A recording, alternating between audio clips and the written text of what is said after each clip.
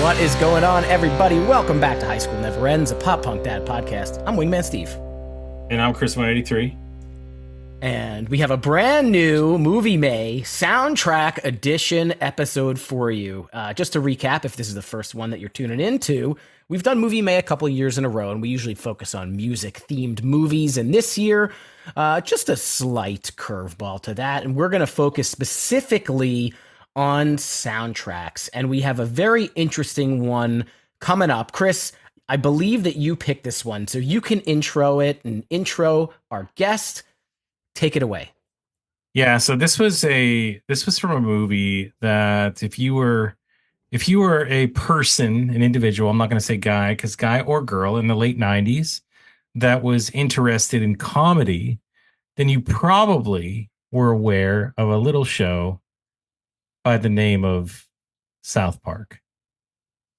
Steve, Wingman Steve, are you familiar with South Park? Yes, especially in those early years. I think it was one of, it was kind of like, the animated show that it was like The Simpsons on, I don't know, on speed, on perversion. It took it to the next level. And I was very interested. I know it's still going on. I don't still watch it, but that's kind of one of those shows where like, maybe I'll go back and like watch all these new episodes. But yes, I am familiar. I do like South Park a lot.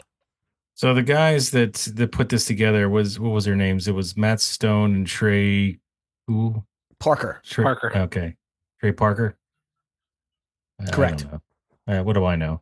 I didn't watch a lot of South Park. I thought it was fine. But I will tell you this. They decided to put out a movie in that same time frame, late 90s, 98 for sure, is what we're talking about. And the movie was BASEketball. And what a movie it was. I only watched this movie a couple times, but it had a soundtrack to it that actually piqued my interest right away for a couple different reasons. And we'll get into those in just a second. But in this same time period, I had a group of friends. And that group of friends were really into this type of humor. They were into South Park. They were into BASEketball. And they were mostly into the songs on this soundtrack. So really, there was no better individual to bring on this show to be our guest than one of those from that group of friends. And this is where I'd like to welcome back to the show, Movie Steve. Do I speak the truth, Movie Steve? You do. You got some things muddled, so we'll figure that out. But I just wanted to say I heard your sister's going out with Squeak. Oh, psyched out. That was a burn. I've only really seen. Okay, so I don't know where to put this stuff that I have as commentary, but I only really saw this movie one time. Really? This was not a movie that I saw too many times. I didn't. Well, it didn't. Shocking. Yeah, it didn't do that well. So here's the thing. I think that you have to be a fan of South Park in order to see this. You kind of have to be somewhat of a super fan of South Park because it's Trey Parker and Matt Stone, but they didn't like write or direct the movie or anything like that. They're just the actors in it. So that was something that I didn't know before I did a little bit of research.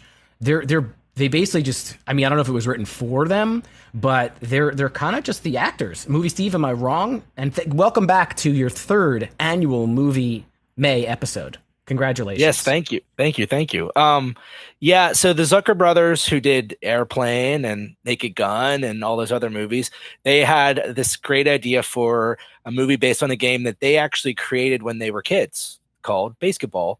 And so they came up with the rules are real. That's really how they came up with it. It's their whole thing. And it sat there for a while. And then they had Trey and Matt come in and be the two leads. But I think they kind of let them improv a bit. So like the general premise, I think, is definitely the Zuckers. But it has Trey Parker and Matt Stone written all over it, from just the way the different scenes are laid out. Like there's a Trey Parker song in it. Like there's so many little nods and, things that are from their line of humor that you can't just say, yeah. Honestly, it's a good like comedy sandwich. If you think about it, it's the Zucker brothers are really good at parody and visual comedy. And then, Trey and Matt, who are really good at like kind of stinging, biting, kind of push over the edge comedy from the late 90s. And it kind of just works really well. It works really well for me. I still think it's hilarious. It's a really good movie still to this day. It's not dated. What did I have? What did I have muddied up? Was it just that what you just said? Yeah, I think you thought it was South Park the movie, like as if they created the whole thing. No, that's not what I meant. No, that's not what I meant. Okay. Yeah, I just meant that they made a movie, like they were a part of making a movie. So that's all. Yeah. And I think they were trying to make they were like, these kids are killing it on Comedy Central. We need to get in on that. So they were like, I mean, Trey and Matt. He speaks like Cartman in the movie, and they use it in the trailer to sell the movie. I remember it on the trailer. And they probably thought everyone who watches South Park will come see this movie, but unfortunately, it only grossed $7 million on a budget of 25. So not commercially successful. I also listen. I liked this movie back in the day. This is not a comedy that I would say like is a must see or is one of those cult classics. We've already, it seems like we're only doing comedies here on Movie May Soundtrack Edition, which is fine. But, when you think about American Pie, even Dumb and Dumber, even if it's not your thing, I feel like these are more like classic ones. This is kind of a niche comedy. Like you kind of have to be into sports movies. You have to like South Park. And I just don't think it has the widespread appeal. I thought the movie was pretty good. I don't think it's like a must see. It's not your Forgetting Sarah Marshall and your Wedding Crashers and your Old School. I know those are kind of grouped together, whatever. But I don't even think it's as good as like the South Park Bigger, Longer, Uncut movie. I think even as an animated movie, that movie was much better. But it's still an enjoyable watch. I rewatched it today just because it had been so long since I saw this that if anybody has any refresher questions, just let me know because I did peek at it today. I disagree, though. I think it is a cult classic. I think people look back at this and they... But you said you only watched it one time. I didn't say it was for me. I just think that there are... Well, I don't understand how that can't be a thing. Like, something can't be a cult classic that I haven't seen a bunch of times. All right, guys, I have a case to lay out here for why this is a cult classic. Okay. The entire premise of Psyching Out is used to this day while playing beer pong. When you played beer pong... You did psych outs, but it was not really a thing until this movie became a thing. Like you did try to distract them, but that became more of a thing to the point where like you would say like the song "Psyched Out" when someone gets psyched out. I think the beer pong layer makes it a cult classic. It's lived on because of that. Are you guys sure that was a widespread beer pong thing? Because I have played my fair share of beer pong, and I've never really tried to do any psych outs. That's my gosh! Everywhere in the world, Steve. I don't know where you played beer pong. Yeah, that's but ridiculous. What I'm asking is, you guys always did that. I'm just curious if maybe this was your friend group or a Pittsburgh type thing. No, because we went to like when I was in school, we would go to parties everywhere. It wasn't just our friend group, and they would all do it everywhere. Indiana, Pitt, IUP. Those which are is Indiana. All the Pittsburgh Penn region. State. Where else do you want us to drive to? You guys Kalamazoo? Join like a national Steve, it's not like we showed them to psych out. Like they would already know to do such a thing.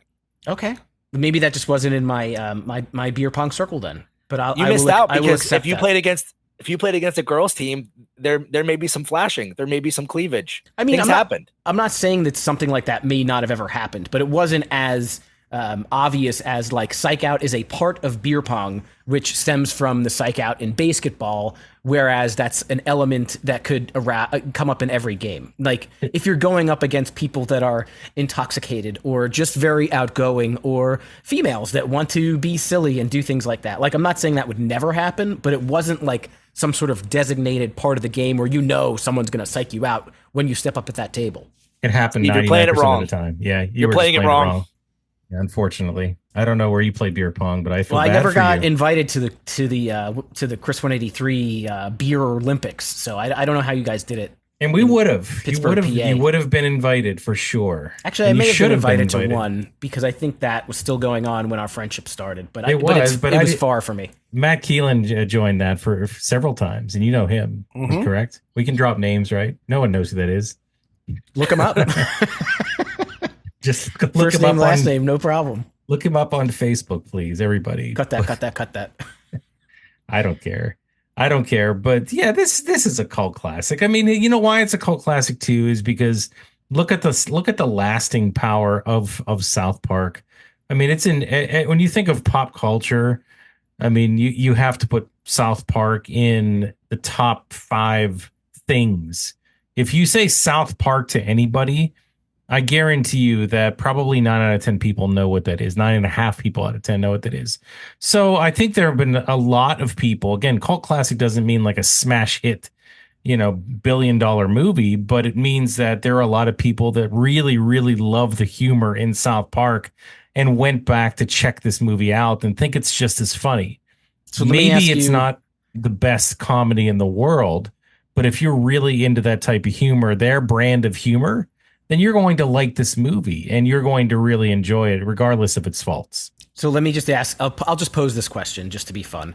If 9.5 people out of 10, and just regular people, general population, probably excluding the geriatric population and the super young population, if 9.5 people out of 10 know what South Park is, which I don't disagree with, how many of those 10, or how many out of 10 know the movie BASEketball? Do you think? Half. Five say out of 3. 10. I'd say 3.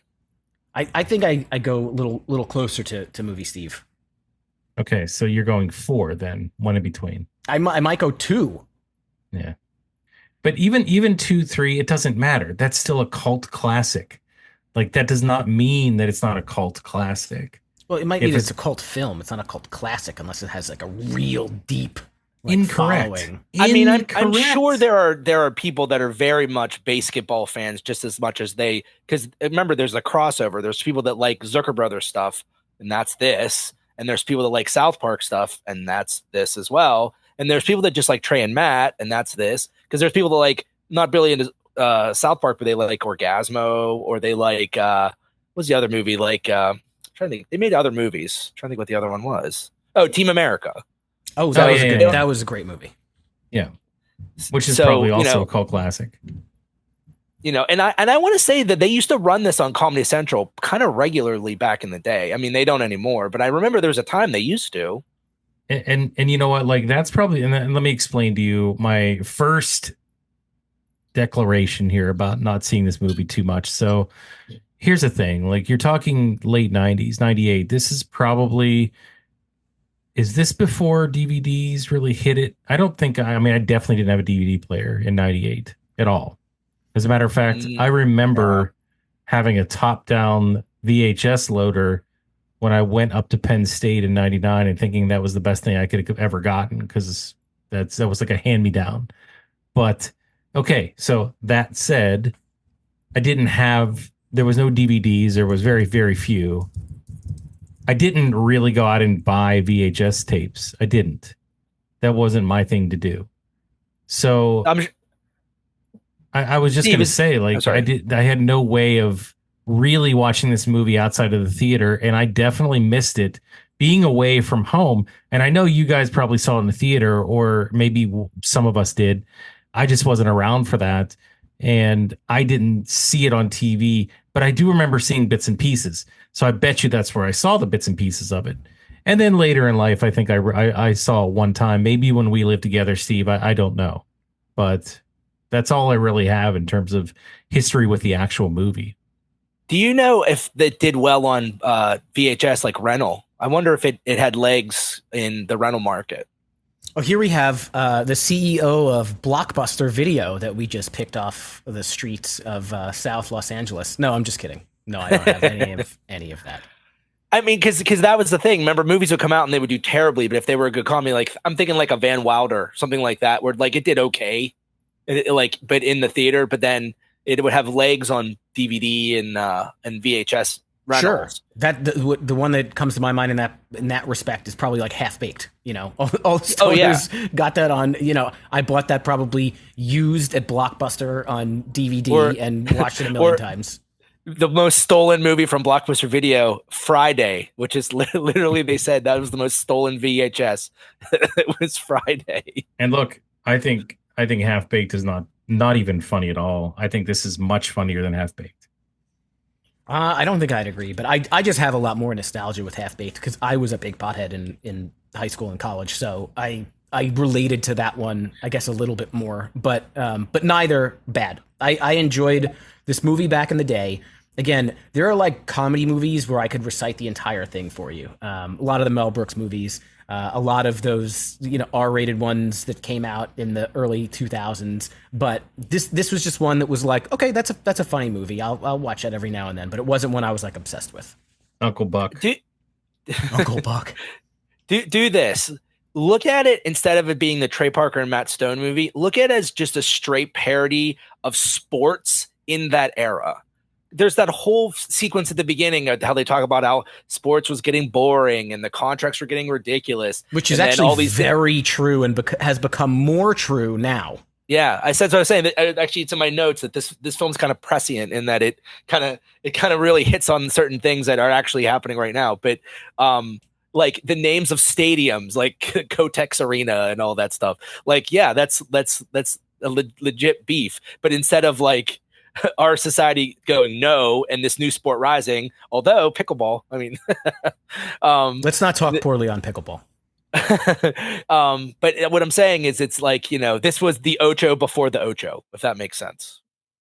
Speaking like of which, there's the Ocho is an actual channel nowadays. Oh, no, I know. Oh, I watch it quite, not often, every now and then. I actually, when I don't really have anything to watch, I go back and forth between the Ocho and the pickleball channel. Steve, there's plenty of senior citizens that would back you up on that. So, I mean, you have them, that's, I'm not going against all of those people. Listen, I've played some senior citizens that can kick some ass. Mm-hmm. Yeah. Is that because they're good or you're not good? No, I'm if you're asking my duper rating, I can certainly share that with you. But yeah, I'm okay. Did you play I don't even know what that is. Did you play the mom from Home Alone and the Green Goblin? I would take them all down. I take it very seriously. It's a good workout. It's very fun. He's somewhat of a scientist himself. It's true. So let me ask you guys a question about this movie, and I'm going to tie into the soundtrack. Why does this movie relate to ska? Like, this is more ska on the soundtrack than a lot of movies that I can name. Why is a sports parody movie primed for ska music? Can anybody answer that? Why do you think it's mostly ska? Well, Real Big Fish is featured in the movie. They have 2 songs on the soundtrack. There's, Goldfinger, Smash Mouth kind of ska song. There's a lot of ska on here. Don't say Smash Mouth is a ska song. This song. Don't even start. Don't start with Smash ska. Mouth. Don't. We haven't even gotten the song yet. That was like the 4th one I named. That was the 4th one in the list I named. The question is, why does a sports parody movie translate itself to ska? I always assumed that Trey and Matt were Real Big Fish fans. Yeah. And they thought it'd be really funny for them to be the house band for the Beers. And then, because their name is the Beers and the song they play is Beer. So then they built the soundtrack around, like, maybe they asked Real Big Fish, who else do you think we should put on the soundtrack? And they were like, oh, well, you got to put this band on. Soul Asylum. Well, Soul Asylum, I think, was just like, they were like soundtrack horrors of the 90s. That's what I think they were. They were like on every soundtrack. Who sings that Breakfast at Tiffany's song? Oh, yeah, those guys. Hey, you know what? Corporate America had its mitts on this as well. Well, we kind of touched on this in a couple of other of our previous soundtrack episodes. There's a music director and they're on a budget. And so, they may go to a band that's got some fire at the moment and try and, replicate that fire but they don't cost too much money because they're not the Rolling Stones or something like that. But I don't know that I would say, I don't know that Trey, do you really think that Trey Parker and Matt Stone being actors in the movie have anything to do with the music? I just guessed. I really don't know because I can't see where the connection would be because I don't think the Zuckers are into them unless the music supervisor really is like a ska guy. But one thing I did notice about the soundtrack, listening to it back again, it really kind of feels like WWE, the album, where like half the songs are like entrance music for the other teams. Yes. So like it's like almost like I like this part of this song. We'll throw it on the soundtrack, but it's really just that part of the song that I like for the entrance music for this team or these cheerleaders or that kind of thing. Can you It's imagine? also Sorry, can real you imagine how quick. cool it would have been to be in Real Big Fish? And they're like, "Do you guys want to be in a movie?" Like I remember back to like The Wonders. You know, do Hello? you guys want to be in a You movie? freeze. And they're like, "Fuck yeah, I want to be in a movie." 100%. And I was also going to say that I lost what I was going to say. I'm sorry. Cut that. Shoot. Cut that. Cut that.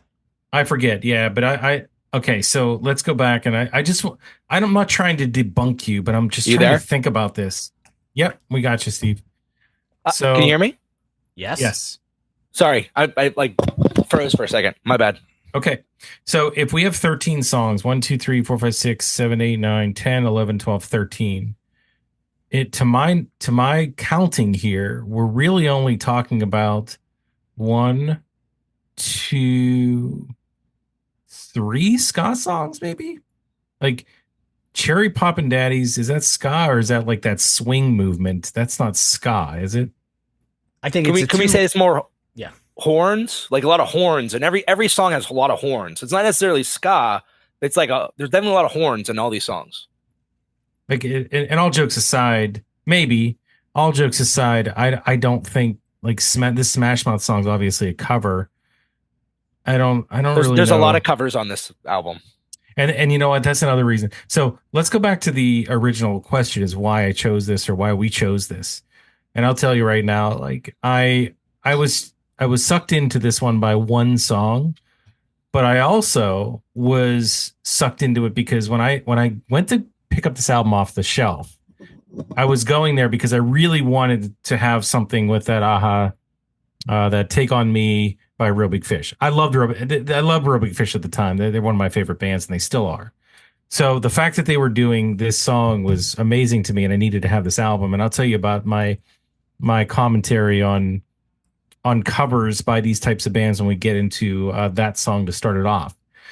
But the other thing that really got to me was this one was done by Mojo Records, and Mojo Records was tied to one of my other favorite bands of all time in the late 90s, like a band that I couldn't get enough of, and that was Goldfinger. In addition to, I think, was Real Big Fish Mojo too? I think that they were. Yes. Well, I'm gonna do some background checking. I'm pretty sure they were.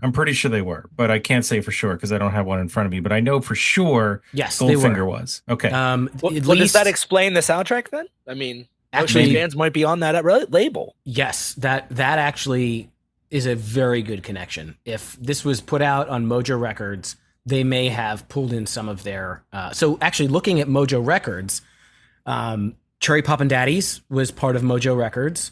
The Ernies, I think they have a song on here. Goldfinger, Plasticine, Real Big Fish. All of them are Mojo Records artists. So Okay. very good job sleuthing and detectiving. We've done it. You know, there was somebody screaming at the show, like, guys, You morons! Mojo Records. That's it. That's the answer to your question. Move on. Well, I don't care. I wanted to solve the mystery the long way. That was and good. We did it. We did it. Because we didn't know the answer, and we figured it out. We did it. And I forget when I bought this, but this was a mainstay in my CD visor. And it definitely got all scratched up. I'll tell you that much. So this, and I know that nobody can see me or see what I'm doing, but once again, He's this is holding one up that the I have, CD. I have a physical copy. In the front, it has Trey Parker and Matt Stone. This is the movie poster, I believe, correct? Can I think somebody so. confirm that? Yes, it is. Yes. Okay. On the back, you have a shot of Trey and Matt with their baseballs. And on the inside, you got the picture like this, and I don't know where that picture's from. Is that from the movie somewhere? No, It's I like think the they just did it for Michelangelo. that. Yeah, it's Trey Parker and Matt Stone, mostly naked but covered up. They are touching each other like an ancient painting. No, this is the Sistine Chapel. There you go. Right? That's what the Sistine Chapel says, and Does the disc look like a basketball? it does. And I have it in the player right now, but it looks like a basketball. Yes. So one of my go-tos, but that's the reason I bought this, and through, like I feel like it was a good purchase. and I ended up really liking a lot of the songs on this. Not every single one was my favorite, but I ended up really liking this one and played it a lot. Okay, I have a question for you guys. If basketball was a real sport, would you be good at it? Because you have to be a kind of like a really good basketball free throw shooter, right? But you don't move very much. So you just have to be really funny and really good at shooting a basketball from far away, right? Is that basically, I mean, you don't have to run. You just get a base whenever you get a ball in the basket, right? Something very weird happened to me in my young adulthood, and that is that I completely stopped being good at basketball. When I was a kid, I was actually a pretty good basketball player, and I had some moves. And then I didn't play all that much. And then I think when I was about 21, 22, somebody convinced me to join a 5-on-5, just a pickup kind of thing. And I just can't shoot for shit anymore. So maybe in my teenage years I might have been okay. I'm self-aware that I probably would suck now. I think I'd be really good at this because I'm funny and I was really good at beer pong. I feel like I still can be. And I think those skills translate. So yes, I think I'd be good at it. Steve, what about you? Yeah. Movie Steve. Oh, I'd be awful. I'd be awful. I have no shoot. I can't shoot from far away, and I have no aim. So I would be absolutely awful. I would need a little bit of practice, but I feel like I'd be really good. So Although if I could do granny style, maybe I might be able to get it in the I net. haven't seen the official rules, but I don't know that there's anything preventing that, other than someone might psych you out by saying something mean about your shooting style. Steve, any other stats on this soundtrack? We've kind of gone through all of them. The movie itself was released July 31st, summer movie, 1998. We talked about it was co-written and directed by David Zucker. We went through it. So I guess we can go through our song by song. Yeah, no, Did I any was of more these talking songs about chart? That's what I was Sorry. talking about. Like song. No, that's where I was going. Is the actual soundtrack. We didn't talk about those numbers. I didn't find any numbers. I don't I'm know. surprised the Take on Me didn't hit the alternative music chart in some way in that era. That's funny to me. It kind of had to have. I mean, I gotta feel like it did, right? I mean, I'm sure it wasn't in the top 10, but maybe the top 25 or 30. I'll talk about it now because I think it kind of transitions into the first song. But I think that this is about the time where we were just getting into hearing bands do really different types of covers of 80s songs.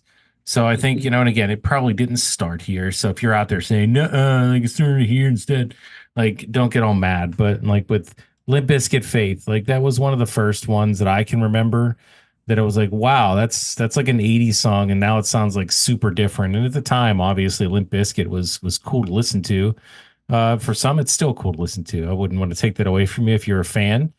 But I think this was another one for me in that same vein of, wow, I really love Real Big Fish, and wow, do they knock this song out of the park. It's not like I was a huge Aha fan. It's not like I really cared a ton about Take on Me, the song, but it was always around. I remembered the video. We always have a fun time talking about it. But the fact that they put it to this type of beat and their style was just, it knocked it out of the park for me. And it was it was such a novelty to hear other bands do. And I love that. So I continue to want to get to that in that late 90s, early 2000s time frame. And I feel like we got more and more of that throughout that time. And I loved it. And this was kind of one of the first songs that I can remember that kind of kicked that off. It's not like it's the first cover of all time, but for me, it was the first one that I could recognize. It really kind of brought covers into this phase. So, is there a ska goes, there's a punk goes? Is there a ska goes 80s? There's nothing in that series that has anything to do with ska, but there's a punk goes 80s. Yeah, but that came out after this. Yes, it did, and I think somebody else may have done Take on Me. I can't remember. We did that series 7 million years ago. We did, and I think that's kind of what I'm getting at is then we started getting a lot of that stuff, which was great. but before that, we didn't get it as much. And when we did get it, and it was by a band that I loved, I had to hear it more, and this was the best way to do that. Yeah, You I know, totally agree with you. This is one of in this time frame. This is probably the beginning of hearing cool covers or being interested in cool covers because your music knowledge is getting a little bit bigger, right? You're going in the past and learning about some old songs, and you're hearing new stuff and paying attention. I mean, this is straight up. This is one of the best covers like of all time. It's a insane cover. For me, the definition of a good cover is to maintain some of the integrity of the original, but to transform it and make it your own. And Real Big Fish did exactly that. They took an 80s classic and they turned it into a ska classic. And that is no easy task. From the minute it kicks in, and then 15 seconds later, the horns show up. It's just fantastic. There's the tempo of the drums and the stops right before the chorus up to the slur in a because they're somewhat making fun of or playing into the fact that it's not a clear lyric. They do it great. And then, towards the end of the song, there's, the horns, there's guitar scales in the outro of the song are just perfect. And they round it out. This is a fantastic cover song. Yep. I would agree with all of that. And one of my favorite parts is, the dun dun dun dun dun dun dun dun, dun, like that part with horns. But then there's like one part where instead of a pause, they go whoop with the horn. It like they can bend the horn sound to the next note. And if you heard it, you'll know what I mean. But Chris is a former horn player. He knows how to do that. I do. It was a lot of this is actually transcended to like a lot of like marching bands play this. Like I've heard it at college games. I've heard it played at high school games. Like it's a fun cover, and the whole horn section gets to like kind of do their thing. So, do you have any other thoughts on this one, Steve? We got into it without getting into it. This is a high school never in first. But that's okay. Yeah, no, it's a seamless transition. A really great cover. Yeah, it's a really great cover. It's really well done. And Steve, you pretty much nailed it. I mean, it does something that covers are supposed to do. Like it complements the original, but does something really, really fun with it, and almost transcends the original to the point where you're like, and it really showcases what Real Big Fish can do as a band. The different things they can do with the horns, the different things they can do with guitars, the way that they have the two singers. It's really good. Yeah, and they're featured in the movie. They play this song during a BASEketball game. It may be played on more than one occasion, but it's definitely featured in there. Yeah. I just loved Real Big Fish. Like they were so great. Like I would listen to their albums. I don't know why. Like I just still got do. so You love Real Big Fish. It was Why Do They Rock So Hard? I've told the story before, but I would put that on and I would play F-Zero on my N64 and just listen to the soundtrack or to that album over and over and over again. I loved it so much.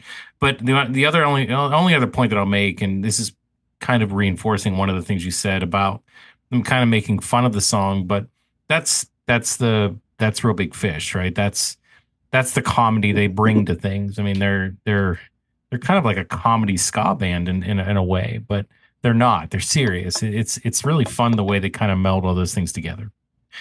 They're a great band, and Chris, we got to find a time to do Why Do They Rock So Hard? We've never done. We did a full Real Big Fish episode a million years ago. We never did Why Do They Rock So Hard? So let's put that in the pocket there and figure out a time, because I also love that record. Okay, let's do it. Next time we do a picks or something, who knows? We'll figure it out. But and the last thing about this song is I remember it being on the sticker on the front of the plastic of the album as featuring Real Big Fish, Take on Me. So definitely was one of the ones they wanted you to pay attention to. Now this next sorry. Oh, go ahead. No, I was going to transition, but go ahead. Back in the day, you're right. When a band comes out with a cover song and it's not like on their album, there weren't very many ways to get it. Like 98, Napster's not there yet. I mean, there might have been some song downloading. I don't think so. Maybe not. But this is the way to get it when a band does a cover. And so that's probably why it charted so high. that it No, I doesn't. don't remember Napster until 99. Like it was at least a year after, Yeah. at least. So if you wanted this, to your credit, if you wanted this song, this was the only way that you could play it over and over. Really. Yep. And I Okay. did. Now you can transition. I'm sorry. But the transition is funny because I was so into that song. I was not as much into the next song at first because I did not want the other song to end.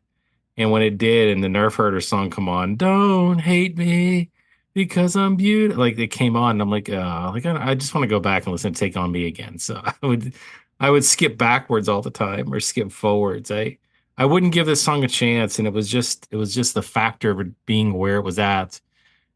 But this one kind of grew on me after a while. This became a little bit better than what I originally thought it was. And look, I can appreciate a lot of what Nerf Herder does.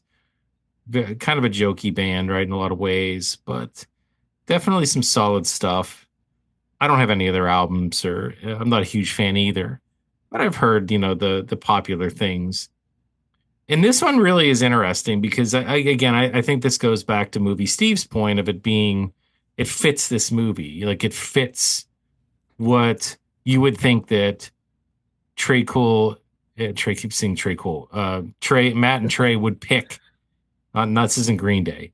What they would pick for a song for one of the scenes in a movie about basketball. Like it makes sense, right? It makes sense that they would pick this. It's not a straight up sports tune in a lot of ways, but it's a song about bragging about being the best. And there's some really cool stuff here. I mean, when it finally kicks in and you start to get the guitars and the actual melody, it sounds pretty good. It's very theatrical in a lot of ways. And I don't know. I didn't really have much more to say about this one because I didn't really love it at first. But what did you guys think? Did you feel differently or the same or something else? Movie Steve, you go ahead. I love this one. I liked the humor in it, and then when the guitars kick in, it's totally the Buffy theme. Listen to it back; it sounds just like the Buffy theme. I was like, "Yep, that's Nerf Herder." It sounds just like the Buffy theme. So I liked it a Really? lot. Yeah, You talking about the pick scrape, like the yeah. When the guitars sound like a lot like Buffy, like the Yeah. Buffy theme. Oh, maybe everybody out there doesn't know that they did the Buffy theme, the Buffy the Vampire Slayer. Yeah, they're Nerf Herder's the Buffy the Vampire Slayer theme, the Sarah Michelle Gellar version, not the Christy Swanson version. Why did I forget that? I forgot that. Man, I can't believe That's that. a shame. Shame on you. I know. Shame, not take on me. Shame on me. Well, I didn't know that in the first place, so I didn't forget it. But I did. I should have known that. I watched the whole entire series like 4 times, so I should know that. But go ahead, Steve. What do you think? I didn't know anything about Nerf Herder really at all. To me, this song almost sounds like it's Trey and Matt. Like the band, apparently they're considered like geek rock, if you will, if that's a type of music. So not knowing anything about Buffy the Vampire Slayer or Nerf Herder, I just thought the song like pretty much kicked ass. I thought it was catchy, it was silly, but it was well done, and it had some like sections to it that were like very, I don't know, like movie montage esque. The unfortunate part of it is it gets very little play in the actual movie. That's one of the reasons why I wanted to rewatch this today, was to see where the songs play in the movie. It's just background music at the bar when I forget the scene. It might have been when they're getting the little kid drunk, but I thought this geek rock song was really cool. And maybe if I listen to more Nerf Herder, I might like them. I never watched the Buffy the Vampire Slayer series. I did see the movie, but I thought it was good. I liked it. It's just the Buffy the Vampire Slayer is just instrumental, so you wouldn't even hear him sing. Oh, okay. Steve, do you know what Nerf Herder is, though? Do you know what that's from? I don't think so. There's 2 Steves. Talking to me or movie Steve? Wingman Steve. Nerf Herder. No, I feel like I should know it, but I don't. You should, and you'll kick yourself. But go ahead, movie Steve, tell him. Yeah, it's a Star Wars reference when she calls him a scruffy-headed Nerf Herder. Yeah, that's right. I now kick myself. I like Star Wars. What is a Nerf though? Like, is that an animal of some kind? It must be if they're hurting them. I mean, I think it's a made up creature from Star Wars that then a company took and named all their products after it. Hmm. Interesting. You guys said it all though. Very theatrical. I thought for sure this was in not remembering really all the scenes in the movie.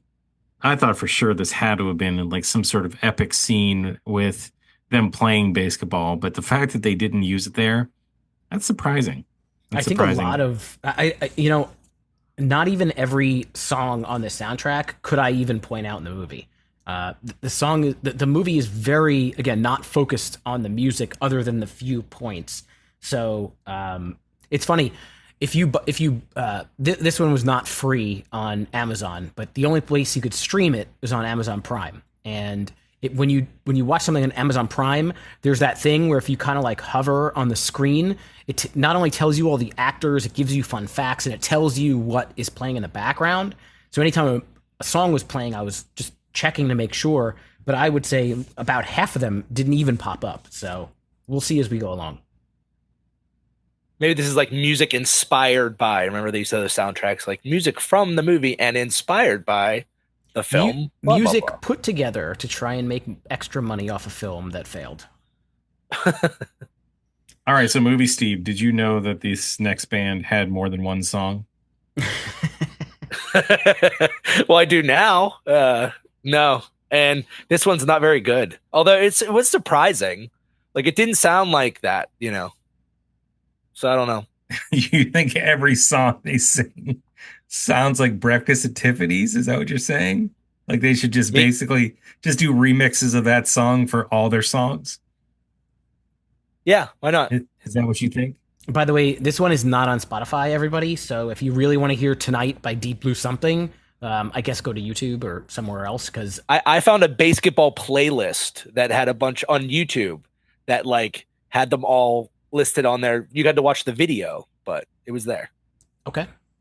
F it. I'm telling the joke again because I think it's funny. I could see the Deep Blue Something going to Spotify headquarters with a briefcase and sitting across the tables from all the lawyers and just putting a number down on a piece of paper and sliding it across the table. And then them all shaking their heads, and Deep Blue Something like flips the table over and says, we're out of here. Like F everybody here. You're never going to hear our song ever again on your platform. And then they walked out. How many streams do you think Breakfast at Tiffany's has on Spotify? 100 million. Yeah. Steve, what do you think? I'd say, yeah, that sounds about right. Maybe I'll go a little lower. I'll say like 85 million. No, I think you should almost quadruple that number. It's 372 million streams. Holy crap. So they're getting a lot of pennies or half pennies from Spotify, but they're not getting any from this song Tonight. And as I've discussed on a couple of these soundtrack episodes, I love when a one-hit wonder has a song that I haven't heard before. This one is not ska, but it does have horns. It sounds pretty average 90s alternative rock to me. It's no Breakfast at Tiffany's, but it's fine. The guitars were a little harder than I may have expected from only knowing that one song, but I found his voice kind of monotone and a little less exciting, which is somewhat ironic because this song is played in the movie when they win the cup. This is what they play when they finally win. Spoiler alert, but this movie's a million years old. Yeah. When they win, what is it called? It's something with a D. Steve, you remember? It's right on the tip of my tongue. I can't think of it. No. I can't think of it. You got to think of it. I can't remember. It's the name of the guy that died. The Denslow Cup. Denslow, that's it. Okay. Yes, so I found it a little bit ironic that I found the song to be monotone, but that's like the "We Are the Champions" song of this particular movie. But that's all I got. But have you gone back and listened to Breakfast at Tiffany's? I mean, could it just be all the time? It's that guy's voice. Just you're just not used to hearing him sing something else, but it's still the same thing. Okay. I think, look, it's a fun song. It's an easy to listen to tune with a fun melody. It swings along at a nice pace. It's not going to be super memorable, but I always enjoyed this one. I always thought that, this one was just here and gone. It doesn't feel like it's that long. It's fun while it's there, and then it's done. And that's really all I feel about this one. So, do I care about Deep Blue Something having a new song I could listen to? I don't know. Was I interested to hear it? Yes. When I saw it was on this soundtrack, I'm like, oh, okay. Like, let's see what else these guys have. Was I blown away? No, but was I mad? Not really. I thought it was decent. It's just decent. What about the next one, guys? Psyched Out by Super Suckers. So there's two songs in a row not on Spotify. I don't think I started one. Maybe not yet. But I found this one to be kind of like a mix between like punk and rock. But it has that kind of like Beach Boys kind of guitar line to it. I didn't have too much to say about this song, except that this is one that just fits into the movie perfectly, right? It's called Psyched Out. They play it during the Psych Out, like one of the Psych Out like montage scenes. They also play this during the closing credits. So I thought it fits well within the movie. Not too much else to say. I don't know if you guys did. What are all the different Psych Outs? I mean, I just remember that they say that, this person slept with Squeak. This person, your sister slept with Squeak, or whatever. One of the guys had a nipple that spouted out milk very aggressively. There are some butt cracks. What else, Steve? Was there like the tin foil thing where he puts the tin foil in his mouth? Yeah, he does chew tin foil, which really messes one guy up. I mean, the biggest psych out is in the beginning of the movie when Denslow chokes on a hot dog, and the opposing team says to Cooper that your boy is dying over there, and then he messes up the championship shot. But I'm sure there's plenty other ones. I'm trying to find them, but everything. Well, there's the one where Squeak keeps putting on different masks to try to scare people, and then he takes his mask off and he turns around and psychs the dude out with his own face. Cooper does a mime thing once. Oh yeah, the mime thing when he cuts his finger off. He does. Yes, he does cut his finger off. Correct. Hey, that's my wife. Is that a Psych Out? Oh yeah. And it's the strangest thing. He's 8 years old and he smells like Robert Downey Jr. That's not a Psych Out. That was a comment after there's like the Make-A-Wish type kid, and they take him out to the bar and get him totally wasted, and then I don't think they kill him. But he's in the hospital because he's about to go in for surgery. And and that was the comment when he's going in for surgery. If I had a nickel for every time a ball pulled me out of a tight spot, I'd have a shitload of nickels. I think you're just looking up funny lines. I don't know if those are Psych Outs, the title of this article is, "Here is a list of BASEketball Psych Outs." I don't know what else to say. And they're all videos, and I'm not watching videos right now. But I feel like this is what you missed out on in beer pong, Steve. This is what your life is. This is what you missed out on. So did you spray a lot of people with your mammary milk at high pressure? I mean, I may have gotten sprayed with it, but I did not spray. Because that was intense in the movie. It was a lot more than you'd expect. And it happens more than once, which I don't know what that infers about. I forget which one it was. It's the curly dark-haired one. I forget who's who. Reamer. That's Reamer. Reamer, yes. But is that Trey or is that Matt? That's Trey. You sound like you're not 100% sure. No, I had to think about it for a second.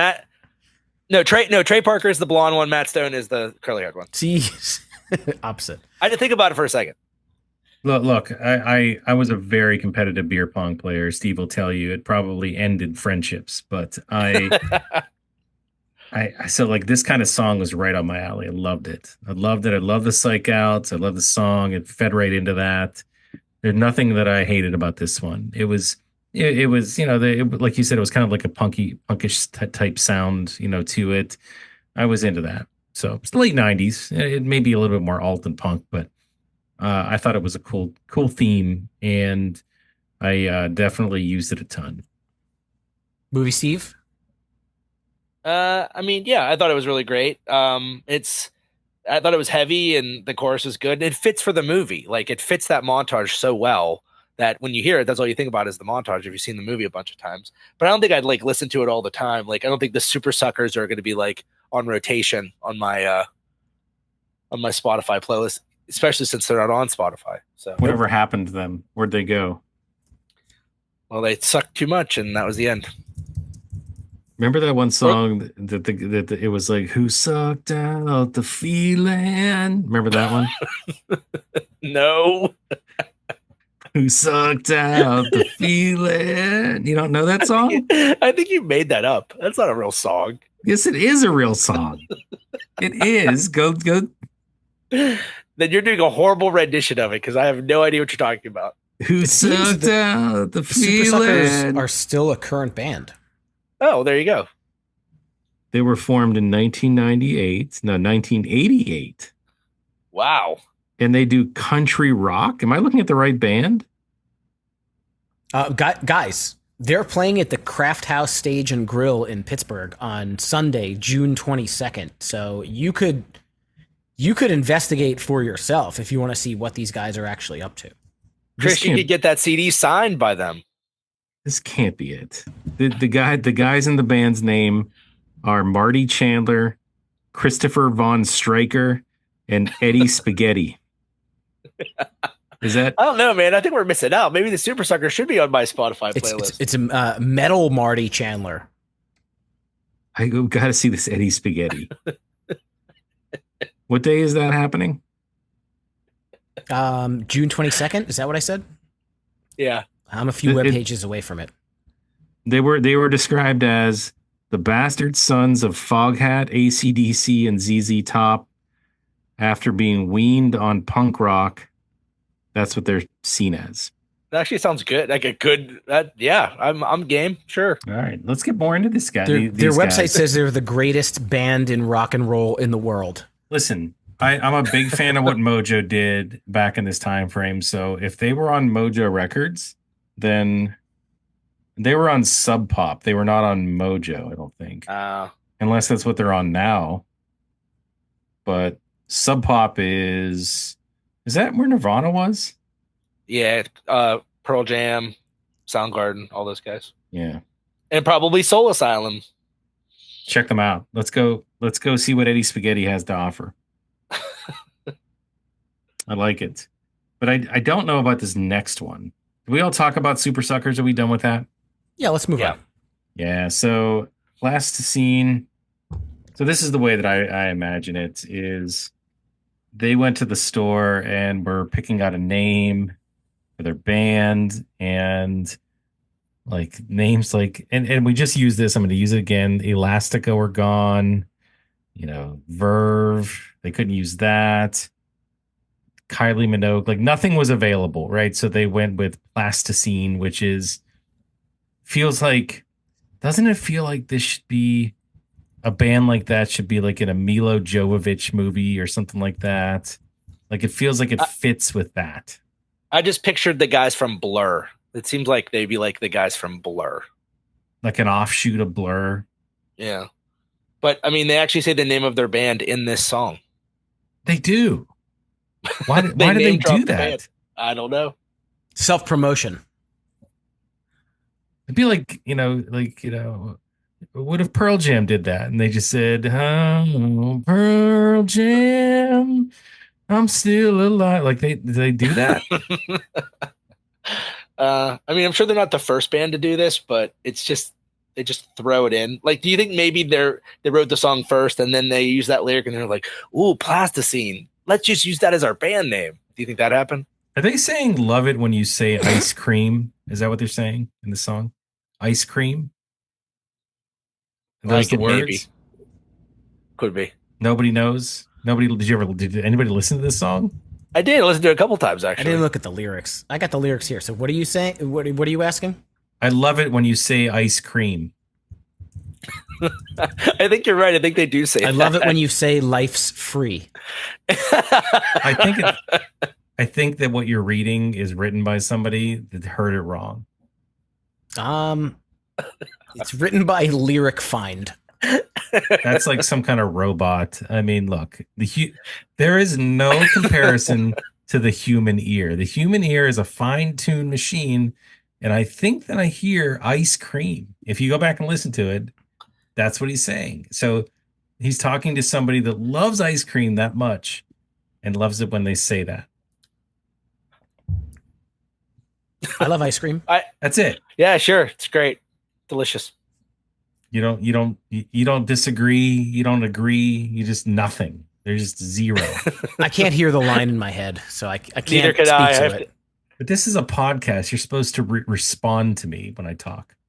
You don't just, there's no silence in a podcast. Sometimes we just like let you say your thing and, I can't keep going. speak I can't tell you. This is also a podcast about opinions, and you're supposed to respond to opinions. You have opinions. I respond to them.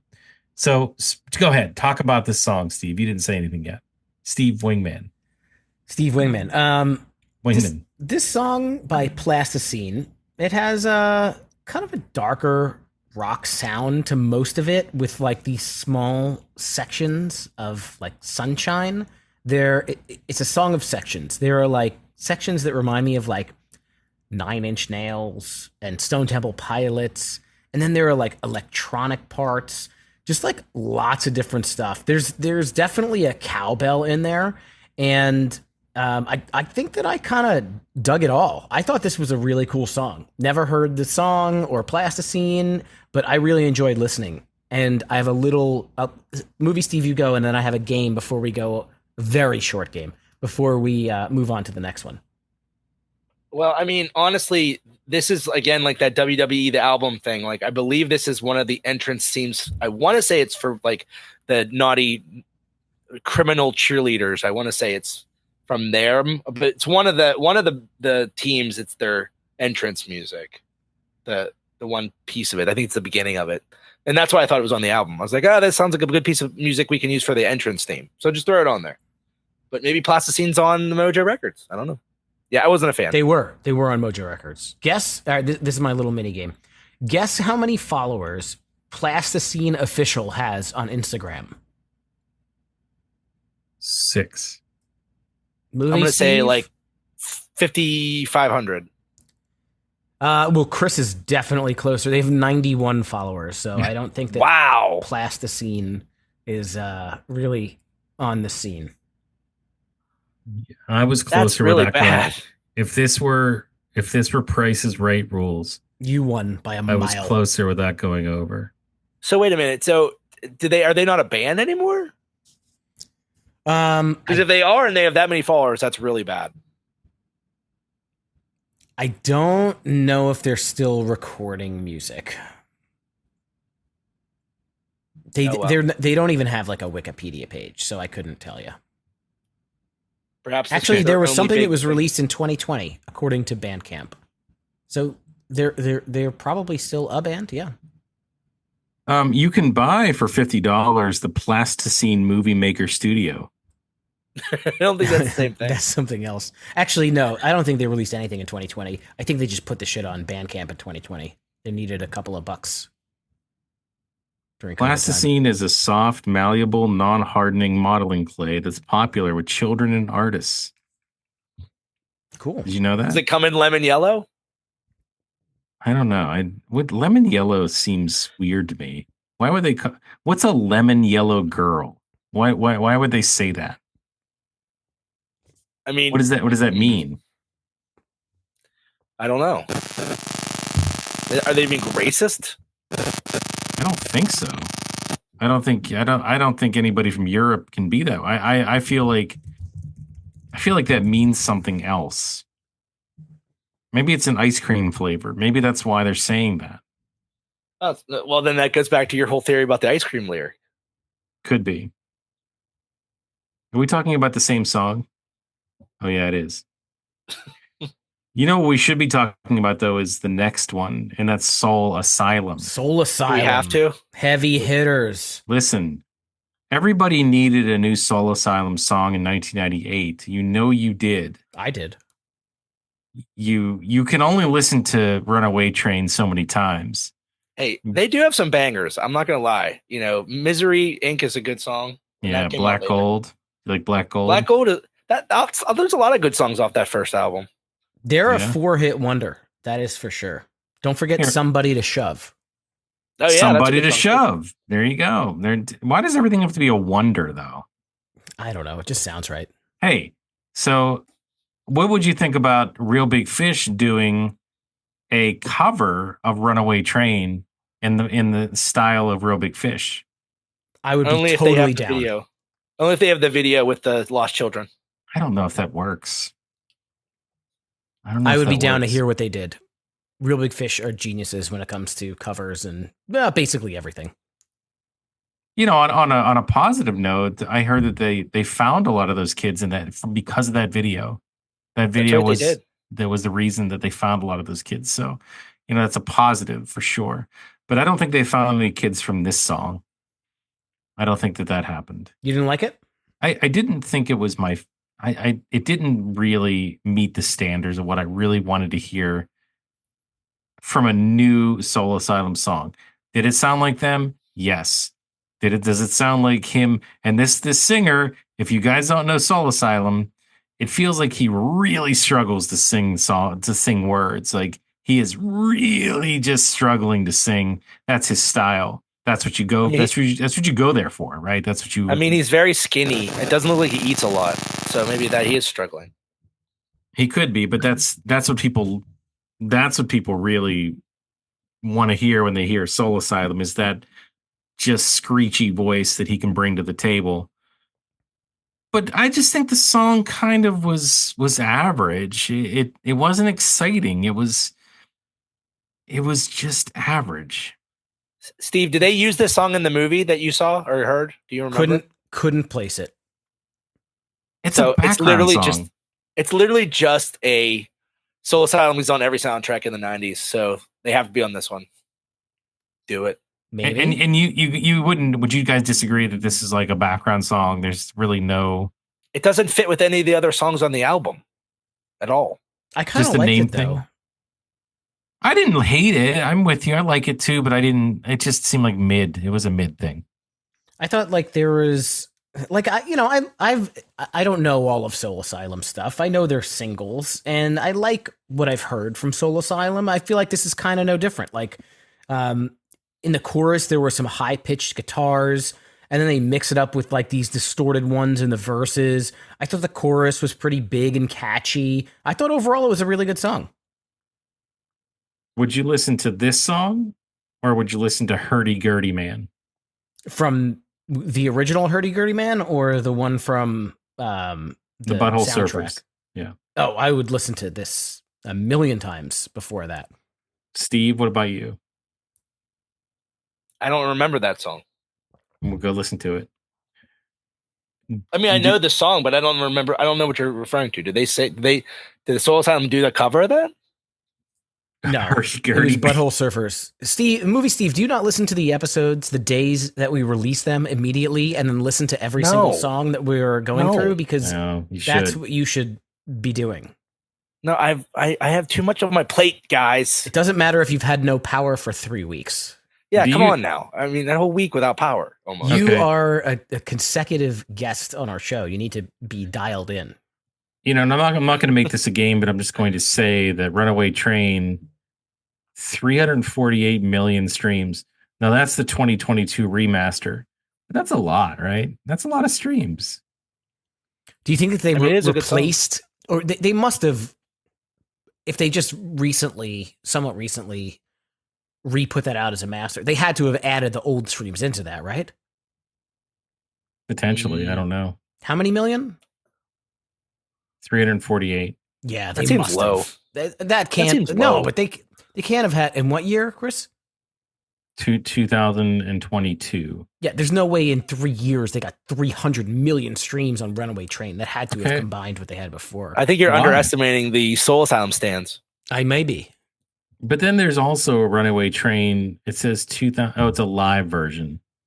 So there's a live version that only got 852,000 streams.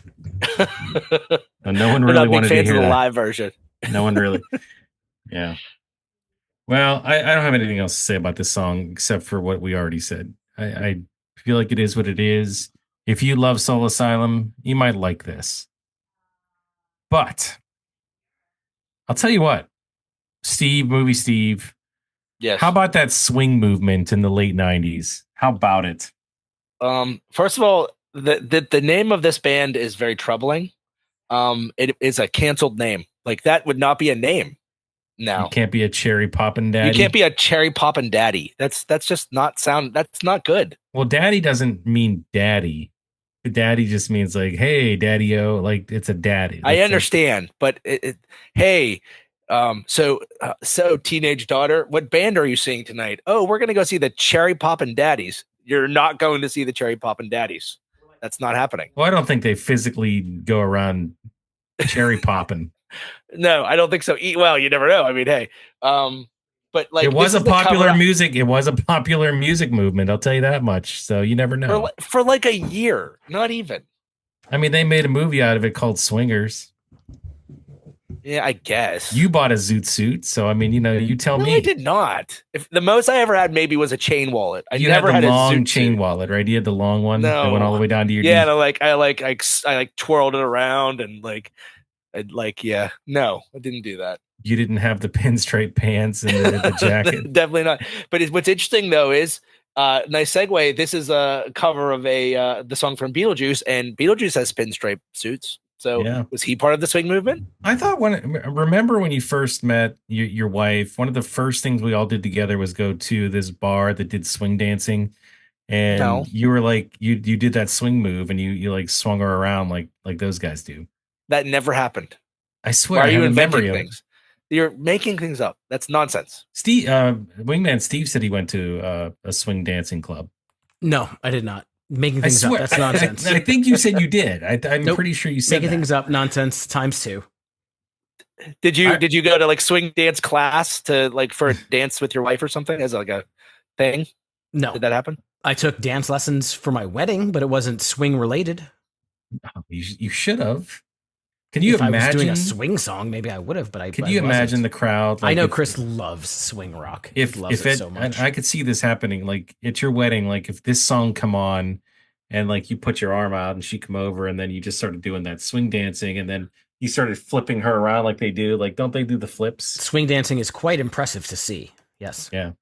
So So I you have a could. question. Do you think there are people out there that really got into swing with the swing dance movement, and they're still walking around to this day with zoot suits and the whole thing? Do you think that's a thing?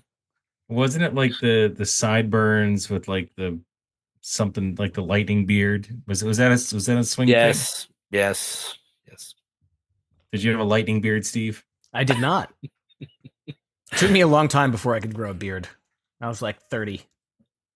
So but I'll tell you what, I hate all that crap. Like I flush all that down the toilet, but this song, I really like this song, even though this kind of this edges on the edge of music that you hear on a cruise ship. Because it was with Beetlejuice, I think that's why I like it. I think that's probably the only reason I like it. Do you remember where this part is in the movie? It's when they do the thing where they have to get on the board of trust or whatever. Do you remember that? No. Right, Steve? Isn't that in the I don't remember. when they all when they have the fruit on their head and they like it's like Hawaiian night at the ball and him and it's Coop and Reamer like don't like each other and they're like on the board of trust or some nonsense and right. I kind of swore that was what this song. You could be right. Sometimes I didn't pick up what was in the background, but there is actually a Beetlejuice reference in the movie during a psych out. He does the thing where the face kind of opens up, like you don't see what it is, but it's like, blah, oh my god, and it psychs the guy out. Oh yeah, that's great. Okay, yeah. Do you remember where this was in Beetlejuice? I do. Yeah, this is when they're like, he's kind of possessed. At the very end. No, it's at the very end. You're thinking of Deo. Oh yeah, I am thinking of Deo. Yeah, this is what the football team at the end where she starts levitating in the sky. Yes. And I love that. I love that. I think this song is fun. I don't know why. I played this in the car taking my son and his two friends back from soccer practice this evening. They did not give me any kind of reaction and kind of looked at me weird. But I love the song. Did they recognize it from Beetlejuice or no? No, no one had paid any attention to this at all. But and I can imagine the comments afterwards. But this is actually probably my favorite Cherry Pop. If I'm going to listen to Cherry Poppin' Daddies, it's going to be this one. I mean, look, who steel drums. It's all here, right? It's all here. It's everything you need. You don't like Jump Driving Whale? Oh no, wait, that's not them. That's Brian Setzer. Zoot Suit Riot. What was their song? That's it. Zoot Suit Riot. Oh, I can't stand. Throw back a bottle of beer. Do you like that? That's awful. Yeah, I like that. I'd rather eat Jello. I like Jello too. My opinion on this song by Cherry Poppin' Daddies is that this is almost a straight cover, and it's not really good. They may have well just played the Harry Belafonte version of it. Why didn't they swing it up? Why didn't they do it in their style? I felt like they just straight up covered it, and so I didn't really care for it. See that I understand where you're coming from. I expected you to be that way, being that you are such a swing dancing elitist. So you definitely were against, anything like this, like because of that. Yeah, swing it up, bro. You're the Cherry Poppin' Daddies. You paid for all those lessons. You know what I mean? I like Cherry Poppin' Daddies, Big Bad Voodoo Daddy. I think you had to have the word "daddy" in your band name if you were a swing rock band. Yeah, Steve and I were talking about the name of this band and the fact that you couldn't get away with that name in 2025. Oh no, you couldn't. Sorry, I had to take a bathroom break. Mm-hmm. No, but that was an important piece that you missed, and we definitely wanted to make sure you heard that because, I don't know, like we all have daughters, and Steve made a point, like, yeah, I'm going to see a band tonight, and this is the band. We probably would think like, no, like what? You're not seeing that, but maybe people thought differently then. Let's go to the next one, guys. Let's talk about Lucci Lou and Mitchie One. I don't know what. Isn't it Louie? So Louie? I couldn't. Yeah, I couldn't find them. I couldn't find it on Spotify, obviously. So then I went on a deep dive into YouTube and I found two different versions. I found the actual song, and then I found like a live video, like a live performance of the song. And I was puzzled. I think this is one of those songs where they use it for like the cheerleaders in the movie. I went on a similar journey as you, Movie Steve. And I only found the one video, which is these two women performing live in Japan on YouTube. And to me, the music sounded like one of those preset tunes on a Casio keyboard. Like when you press like demo 0, demo 1. That's kind of what it sounded like. And then it was like a mix of like a pop song with some reggae mixed in. And then it really stood out to me. There was a part where it sounded exactly like Billy Joel's I Go to Extremes. I catch that now. And now that you say that. Yeah. I'm trying to think of the exact part right now, but if you listen to this song, or at least what I heard, you'll hear it. I feel like Billy Joel should sue the shit out of him. Maybe he did, and that's why it's not on Spotify. But the song is not very good. Is that the other song from Stormfront? Is that where that's from? I Go to Extremes. Isn't that from Stormfront? Like the We Didn't Start the Fire album? Let's find out. I have no freaking recollection of this song at all. Like I don't remember this one on here. It is on Stormfront, yes. I have I don't remember it. I feel like I skip this one every time. Probably. I mean, and as you should, because it's awful.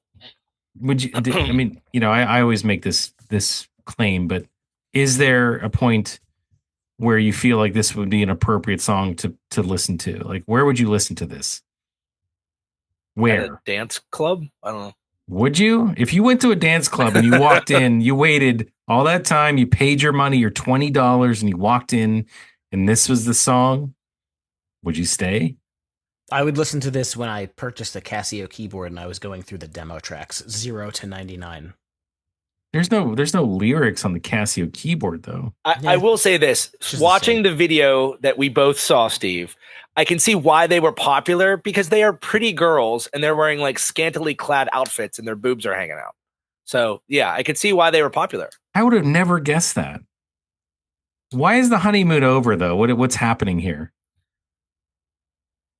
Watch me pick up and run. So it's like, hey, the honeymoon's over. I'm out of here. Is that what it is? Basically, it means like I the don't know. relationship's done. And this is another band that says their own band name in the song over and over again. They do. Is the two girls, Luchi Lu and Michi One, are they the two of them? Yes, that's them. Wow. Are they still around? Can we go see them at the Craft House too? They're the opener for the Super Suckers. All right. Need to get there early. I don't know. I don't know what else to say about this one because I can't remember it at all. I might have to do some more research on The Honeymoon Is Over. If you guys know anything about this band, hey, we've actually done a couple of these soundtracks already. And, you know, Wingman Steve, I don't know if you've been paying attention, but people out there know some of these bands a little bit better than we do. And even some of them know people in the bands, which is really cool. Do you know Luchi Lu or Michi One? Because if you do, we want to hear about it. Watch, somebody does. They're probably like local to Philadelphia area. You watch. Just like the Ernies. The Ernies are a local Philly band, aren't they? No, they're from Virginia. That's basically the same direction, right? It's on the East Coast. Yeah. Do you guys like this kind of music? Is this reggae? What is this? Swing. Swing? I don't know. I didn't really care for the singer's voice a whole lot, and like there's horns here, but they were like, I feel like they were too relaxed. Like they were like reggae horns instead of ska horns. Like I like my ska kind of like fast and hard, like the next song. But this one, I didn't dig all that much. But I think thought it's you were a ska fan of song. reggae. I thought you liked reggae. Not really. Swear you were. Well, okay, so but the version that I found, it's not the right version. According to Wikipedia, they ran it was like a remixed version that's on the soundtrack. Oh, really? Yeah. So only Chris knows the actual song because I have couldn't the find actual song. Yeah. Yeah, it's a good thing I kept the CD. I'm really happy I did, but I don't know. Like I never was really okay. So if you say, well, you don't like reggae, but you like Sublime, I guess that's. But Sublime wasn't really reggae, was it? I don't know. I mean, do they like had Sublime. influences. Because I love Sublime, but I get on here on this show and say I don't like reggae music. I don't know. It's just I don't care. I'm just gonna stick by it. Like I don't like this at all. Reggae always makes me think of Shabba Ranks. Remember Shabba Ranks? Yeah, right. Yeah, that's, exactly. That's reggae. Or the Beanie Man, or Ina Yes. Ina Kamosi. But I wouldn't listen to this in any way, shape, or form. I don't like this one. I skip this one all the time. This doesn't get me motivated to do anything. And that wasn't even a joke. That's serious. Like I wasn't even thinking about that until I said it. I agree. The next one motivates you, though. Oh, hell yeah. Yes. Dude, Go like ahead, guys. this and Steve, movie Steve, you can go first, but I'll just say like this is the song. This is one of the showcase songs of this time period for me. But go ahead, Steve. This is like this song is the reason why my favorite part of the movie is my favorite part of the movie. It's when they open up on the stadium for the first time and they kind of go through the crowd and then it rolls.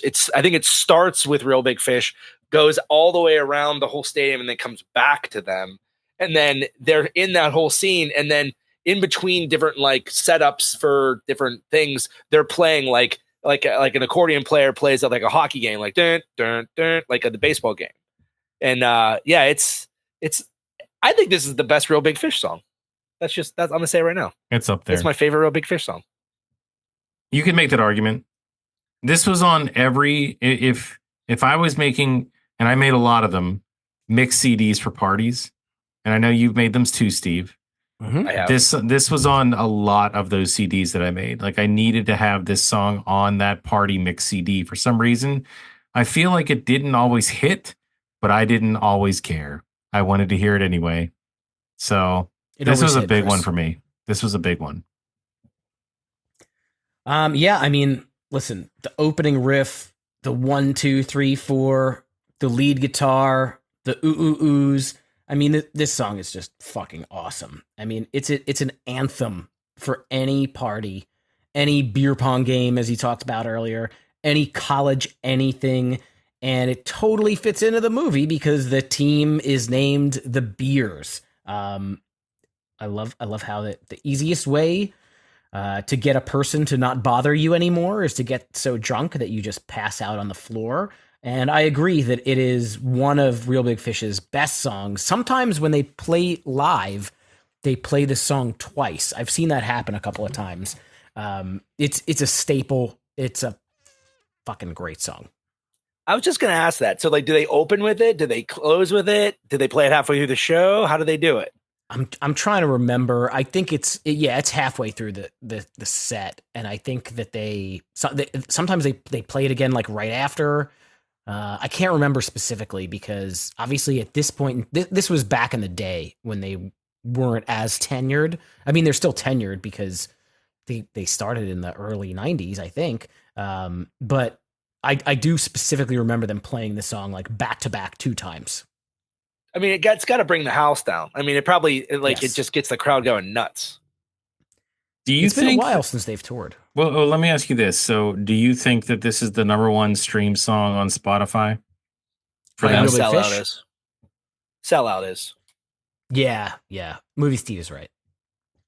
It's closer than you think. It's sellout is 63 million, beer is 52, almost 53 million. So Oh, it's about that a is 10 pretty million stream difference. And then Take on Me, according to this, is 52 million. Closer to 52. Beer's closer to 53. So everything else from there is not even close. 3 million teens, like 12 million, like somewhere around there. So it's not like this band, like it's a ton of play on Spotify. Not that that's the measuring stick for anything, but I thought it was interesting. But I don't know how you get better than this song. I really don't. Even now, like if we were all gonna go out and go to the bar just to chill and have a couple beers, like if this song come on, I would tell me you're love not that. getting pumped about it. I would Tell me you're not. love that. If you were in a Hell bar yeah. and the song came on, absolutely. Even if you're at Well- home, like and you're having drinks with your friends, like that's still cool. Like I just think it's great. If you're at the bar, all the Gen Zs will look at you weird. Like, what is this? Yeah. Well, guess what? I'm putting it on the jukebox again. Play it twice in a row. Hell yeah. They can listen to it all night long. I'll put a 50 in there and I'll put it on over and over and over again. Whatever. Clear that bar out. Who carries around 50s anyway, though? You know what I mean? All right, Chris, your band is next. This is the second Yes. soundtrack features Goldfinger. Yeah. So I was looking forward to this one too. I told you guys I love Goldfinger. I saw this when I bought it. I'm like, this is like sold 3 times through. You got a new Goldfinger song. I think this was around the time again. I get my times mixed up, but I think Hangouts had already come out. Did it? Probably Hangouts was out. I don't think the third one was out yet, but in any case, I wanted more Goldfinger. I said that on the last time when we talked about American Pie. I felt the same way. This is the same thing. So this is not the ska Goldfinger. This is a little bit more of a metal, harder driving Goldfinger, and they do both amazing. Like I'll take it both. I'll take both of them. I don't care. Like they do punk, they do a little bit more metal, they do the harder driving guitars, they do the ska. Doesn't matter. Like this isn't even necessarily the most melodic of all Goldfinger's songs. It has again a little bit of a harder edge, less melodic delivery, a little bit more of a I don't know how to put it with the way that the chorus is kind of built. It's not something that's like a catchy tune in your head, but it's definitely like part of the song. It flows with the song anyway. So I just like this band, and I really like most of the stuff they put out. So I don't think that I have really much else to kind of break this up. I mean, other than the fact that I think they just absolutely shredded the guitars in this song, and it was really cool to hear that. So, but it was what I expected. So I was in on this one, Steve? guys. Well, Chris, don't forget that Goldfinger started as a hair metal band before they were a punk or ska band. True. And this is like kind of going back to the roots a little bit. So it makes me wonder if this was something they had worked on previously, or if they were just like, you know what, we're going to go back to what we used to sound like. I mean, it definitely sounds like Goldfinger, but it's more definitely had like hard guitars. Like again, Steve, do you remember this being in the movie? No. So I don't even know. And I mean, unless this was like a Mojo thing, they're like, yep, throw a Goldfinger song on there, and we'll use this one. But yeah, I liked it too. I thought it was really good. I thought in the beginning it kind of sounded like, you know that song, It Was Good Living With You. Well, who sings that song? Better than Ezra. You're really comparing Goldfinger to Better Than I'm just Ezra. saying it in the beginning, the song sounded like that. And then the song gets like kind of dark and heavy, and then it gives way to this like double time super punk ska vibe. Lots of things packed in here. The vocals to me sounded they were a little low, maybe a little raw. Maybe it's just like the times and how the recording went. I thought it was good, but it's maybe I'm just not as big a fan as like the metally Goldfinger as the ska punk Goldfinger. I thought that the metal section at the end wasn't my favorite, a little bit odd to me. Overall, I thought it was okay. I think there's other songs by Goldfinger that I like better. I'll give you all of that stuff. I'll give you your opinion. I will not give you Better Than Ezra. Like, you're kidding me. Just listen to the intro of the song. That's how Better Than Ezra sounds at the beginning of the song. Do you hear that here? I don't know. I'm not listening to it right now. Go listen to it. I'm telling you right now. And that's what I wrote. I wish I dream about the day we can play music on this show, that we can just play the song. I mean, we can just do it. I mean, we can't. Somebody sues us, we'll just take the episode down. Whatever. We're gonna get an immediate cease and desist from Better Than Ezra.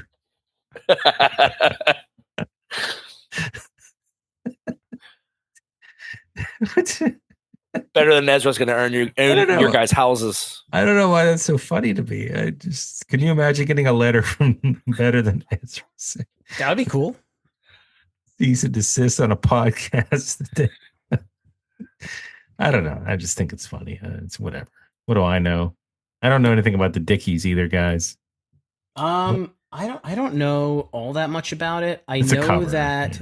Yeah. This is a cover. Okay. This is a cover, yeah.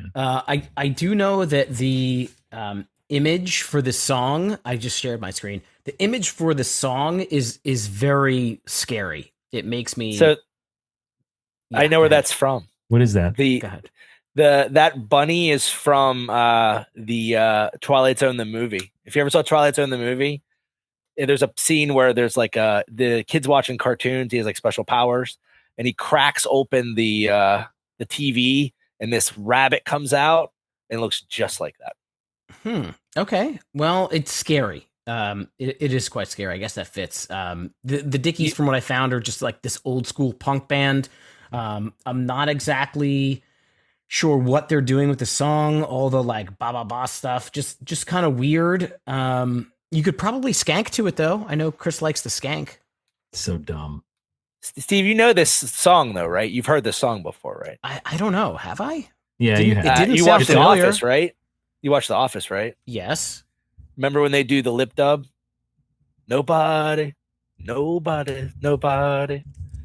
No, no, no, no, no, no, no, no, no, no, no, no. Now that I've let you do it for a solid 20 seconds. Yes. Now I get it. Nobody can do fish like we do. Yeah. Nobody can do chicken like we do.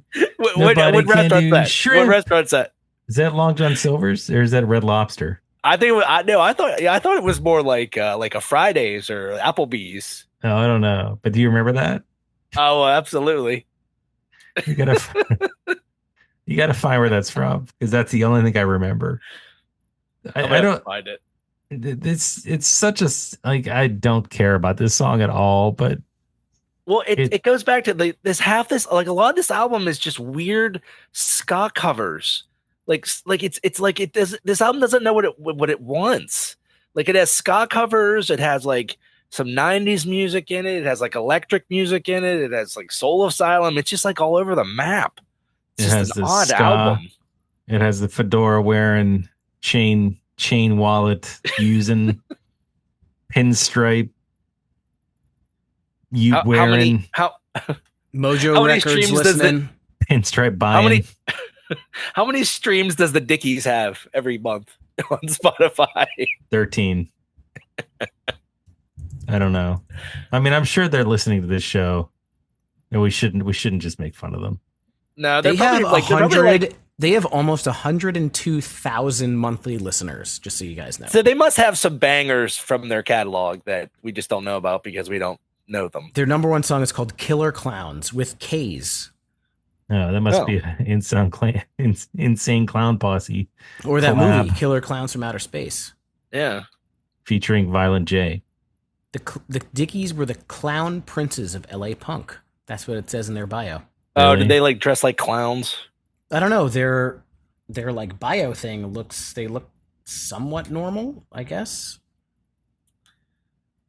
Oh yeah, they just look like guys Yeah. from the late '90s. I mean, they're probably relatively. This is them older. Yeah, they still look. When like they say guys from the clown late 90s. princes, it makes me think of like Joker from Batman. Mhm. Yeah, The oldest Yeah. surviving punk band, huh? Still recording new material. okay. Well, we just pissed a lot of people off that are into like that kind of thing. Yeah. 102,000 monthly listeners. We just pissed off. Yeah, I bet you there's a lot. I bet you there's a lot of people listening to this show that know them, and they're like, "What? Like, there's no way." You know the Dickies. How dare you? All right. Well, look, maybe we need to know more about them, and this is a good gateway to do that. But I don't really like the "Nobody But Me" song that a ton. I never really put it on any kind of playlist or don't care about it. It's not a bad song. It's kind of repetitive, though, guys. Right? I can't hear this song and not think of The Office. So, or like you said, that bad commercial. Yeah, that's. all I I think think that's about when I hear Long that John song. Silver's. Because I see like the fish flying through the air, and like the chicken, the shrimp. Like you know how like the shrimp kind of explodes from the bottom of the screen and it comes up. Yes, I do. That's what I see. Come on, Steve. Come on, you got to know what I'm talking about. Wingman Steve, you got to know. I don't think I have the knowledge of the Long John Silver's commercials. You don't know. I'm looking it up later. I'm sending it to you guys. I know it's something. Thank You don't know the beer pong psychouts. You don't know the fish and the shrimp. I don't. I only know what I know. Yeah, I don't know if that's enough though. The last track should be in memoriam because the he's no longer with us. I know. I feel so bad about trashing the hell out of this one, but oh god.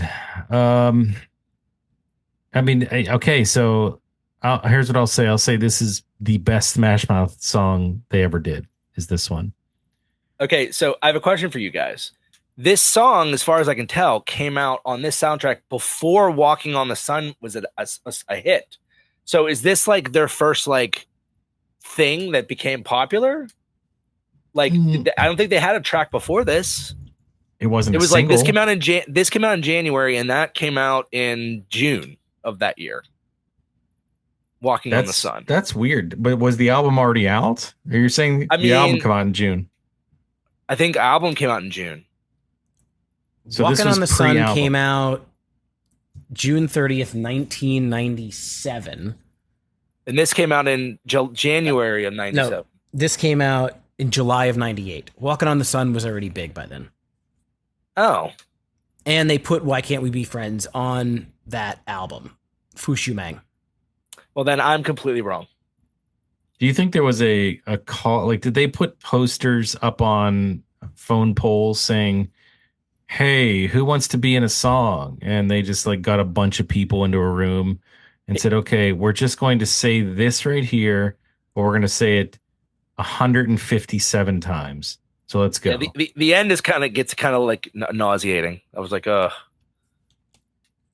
It's just like I didn't mind this song up until then. Like I didn't mind what they were doing. I thought it was fine. I kind of like the "Why Can't We Be Friends" song. Who's the original artist of that song? Do you remember? Does anybody know? War. I like it. I liked it. I think they put a nice spin to it, even though I hate Smash Mouth so bad because they're terrible. But I got to tell you, like, I got to speak to the fact that I think I can hear a good song when I hear a good song. So I just wish it didn't last for 27 minutes. Like, if it was shorter, I think I'd be more into it. Steve, does this pass your cover test or not?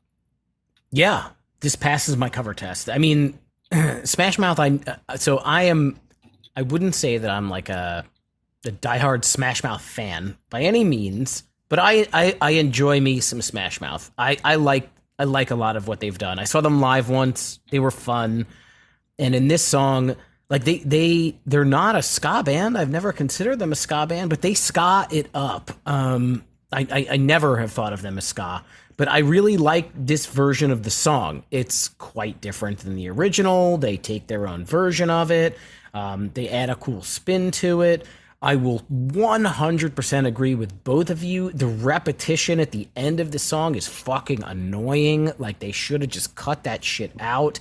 For anybody listening that maybe didn't listen to this song, they basically just have somewhat like gang vocals, but shitty gang vocals of them saying, "Why can't we be friends?" over and over and over and over for way, way, way too long. But overall, I mean, I thought they did a good job with the cover.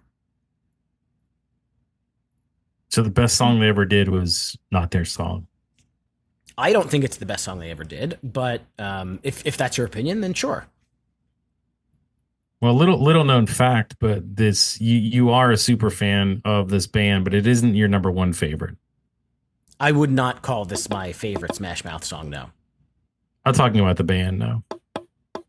The band is not my favorite either. This is not like if you were gonna rank Smash Mouth and Dishwalla, how would you rank them? I like Smash Mouth more than Dishwalla. Wow, that's bold. I agree with that. I agree. Are you sure? Yes. It's a bold statement. Think about it. I mean, these guys, they had All Star, they had Walking on the Sun. This Why Can't We Be Friends? Fine. They did another cover of I'm a Believer, and then The Morning Comes. What else? Maybe that's it. But that's a handful of hits. Those are all songs that I want to put in a hefty bag and throw into the river. That's fine. There's still songs that are played on Pop Rocks and played in your grocery stores every single day.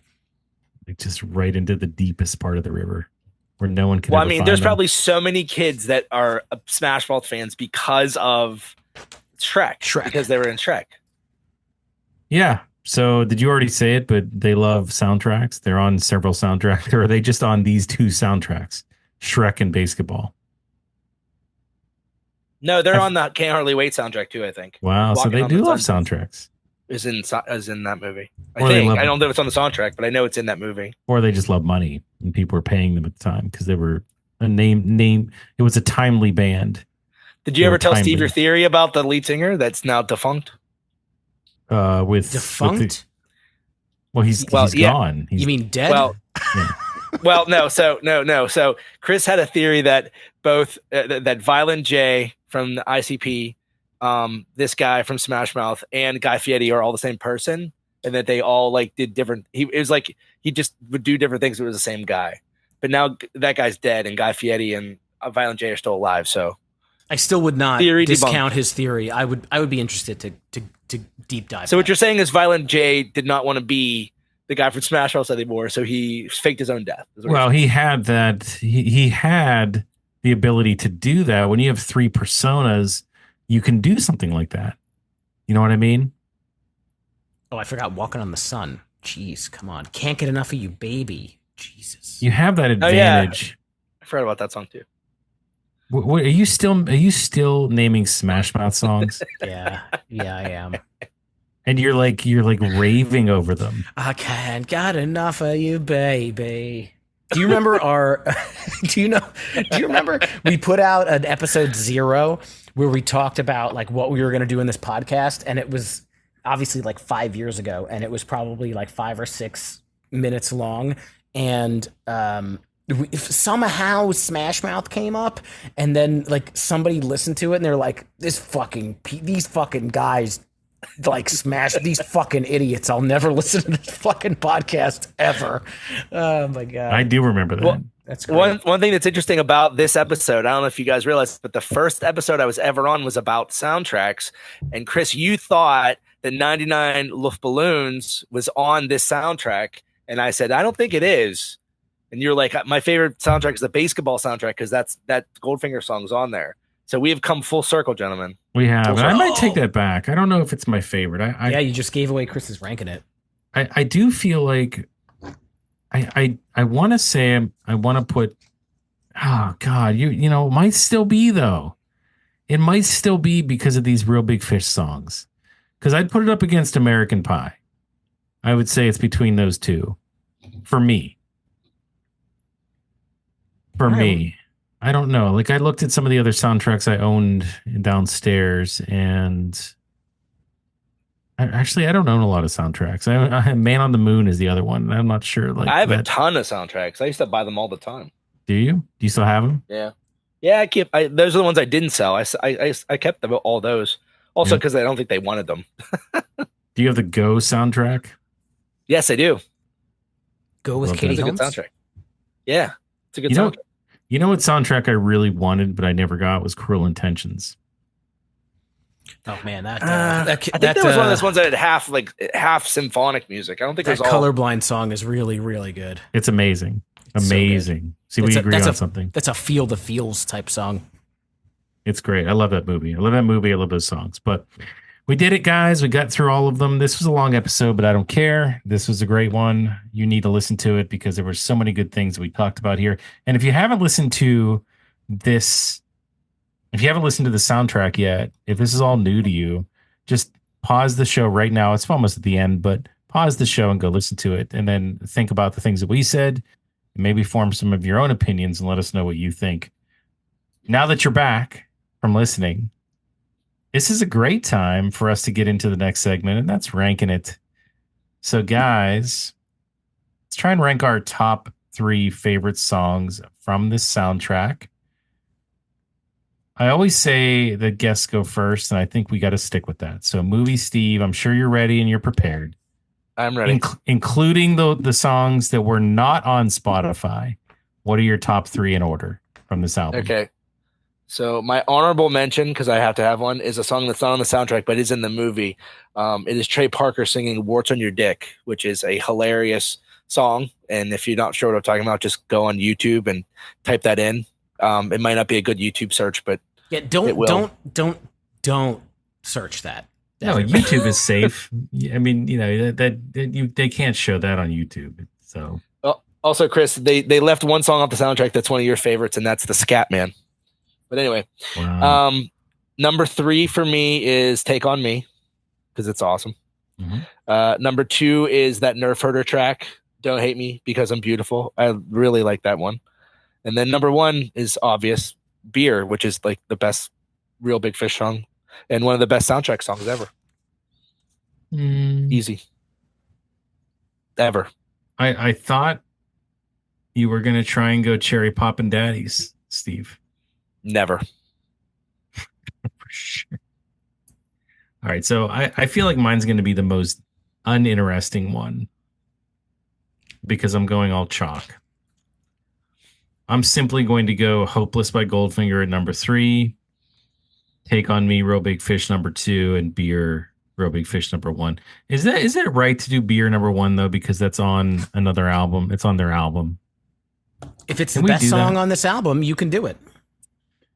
Oh man, I don't think I could do any of these other ones. I mean, we learned so much about the Super Suckers though on this show, and we really, really, really love Deep Blue Somethings, Breakfast at Tiffany's, but I don't think I can do. I can't do either of those ones. That's what I'm going to go with. That's my top 3 in order. Steve. All right. Well, what I'm going to do is I'm taking out all the covers. I'm throwing them out. Bye covers, and I'm going to rank my 3 favorite that are not covers. So, sorry, "Take on Me." That's a fantastic song.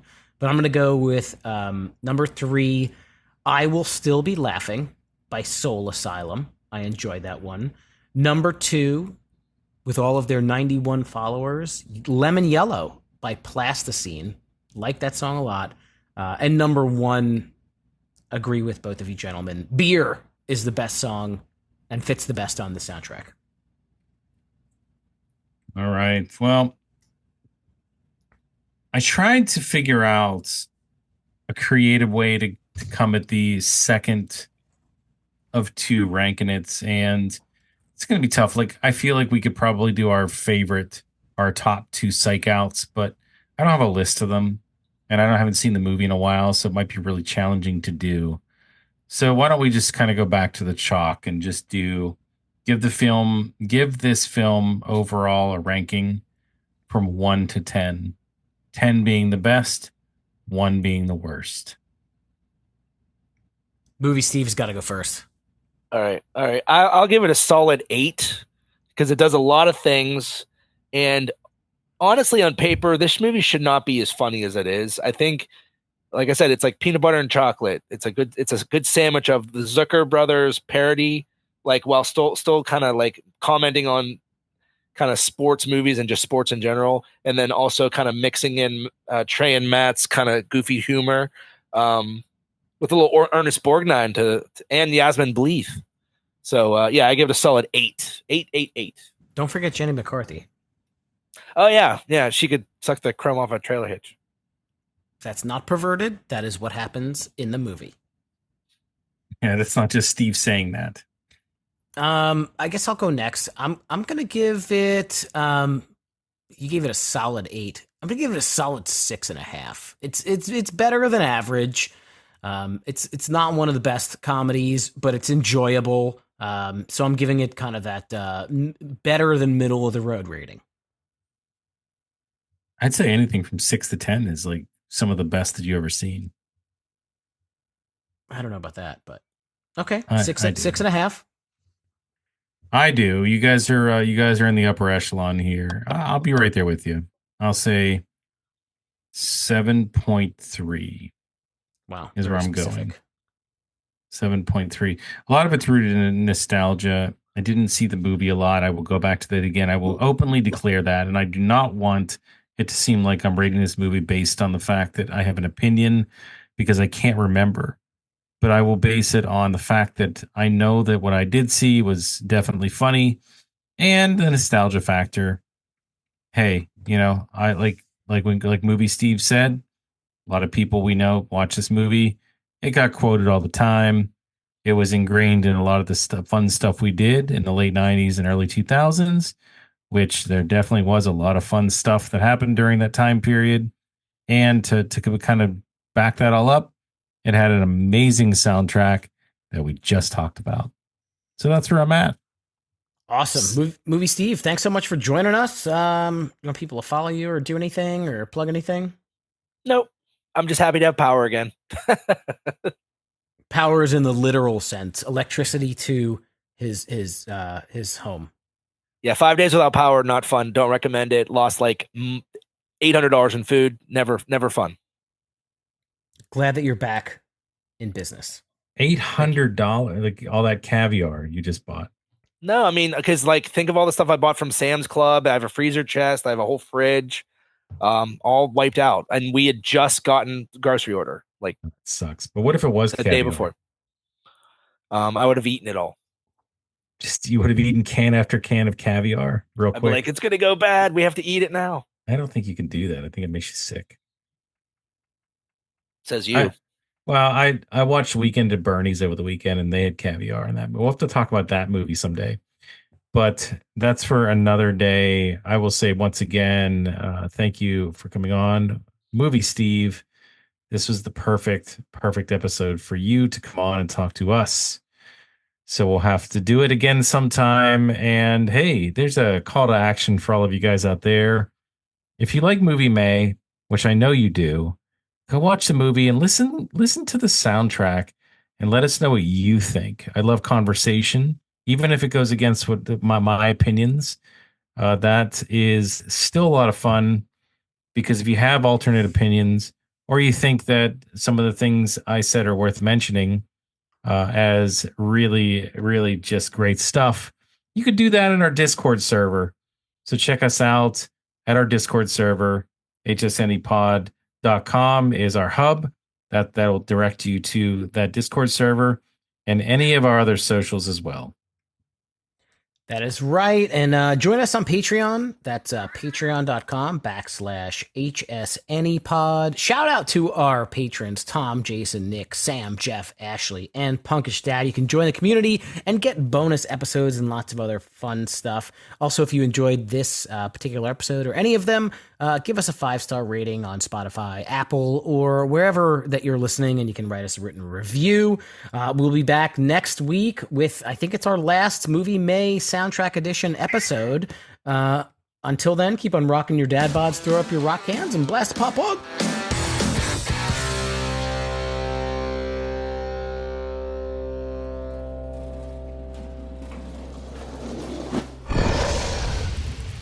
It's Dragon Wagon.